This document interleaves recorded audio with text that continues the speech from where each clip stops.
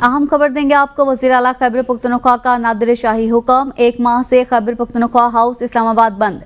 जराये के मुताबिक इस्लामाबाद हाउस में किसी भी सरकारी एहलकार और हुकूमती नुमाइंदे को कमरे अलॉट नहीं किए जा रहे। खैबर पख्तूनख्वा हाउस बंद होने के बाद सरकारी एहलकार होटल्स में ठहरने लगे। सरकारी एहलकार होटल्स में ठहरने से TADA के बिल इजाफी बनने लगे हैं। जाहिदा राव से मजीद बात करेंगे। जाहिदा, क्या तफसीलात हैं आपके पास?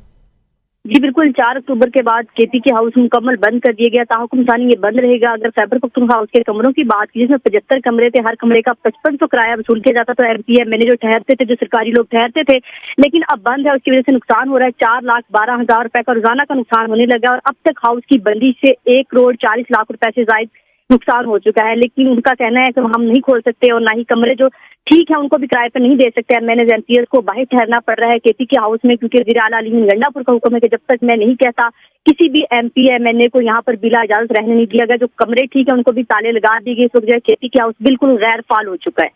जाहिदा राव तफसीलात से आगाह कर रही थी, बहुत शुक्रिया।